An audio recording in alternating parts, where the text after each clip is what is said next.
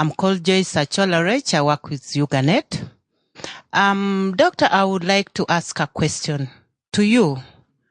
I know this bill is in Parliament, but I don't know how well the line ministries and institutions that are going to implement this law when it is passed the way it is. How well have you prepared them? Thank you. All right, Doctor. Yes, any serious government has, this is, as long as something is being enunciated, the technocrats must start to draft ways of implementation. That is what happens to any serious government.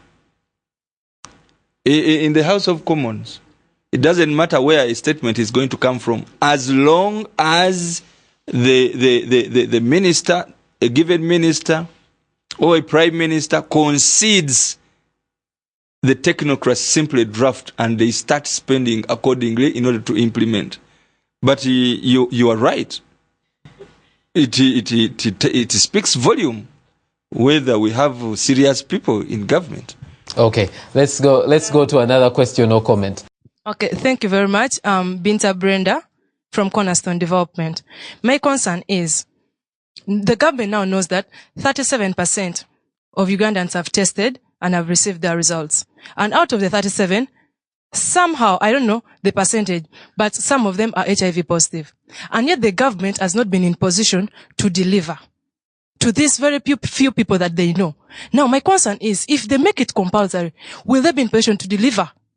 Because if they cannot deliver to the few who have voluntarily, decided to test and they have known their status, when the 63% tests and they find more people if actually have HIV, if they find that 50% of Ugandans are HIV positive, what will they do? Unfortunately, we don't have government here today. Government had been invited and they would have answered that question. But let's ask Dr. Lunume. Dr. Lunume, have you taken this into consideration? Yes. I have. Let me just repeat. Governments all over the world have nothing to offer. Governments all over the world do not want to have anything to offer. But those governments have everything to offer and they have the means. They only yield to pressure. As long as you can define the problem.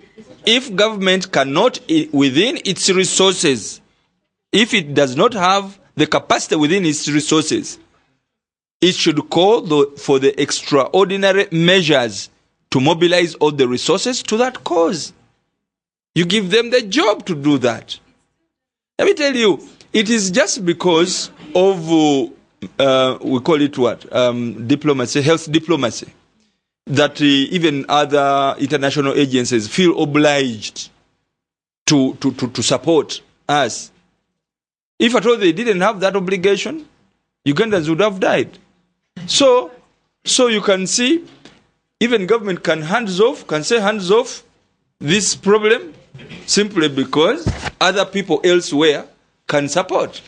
So we want to mobilize every resource possible, including you private individuals. Those who have HIV and those who do not have HIV must contribute to ensure that Uganda has the money to support our own programs in HIV.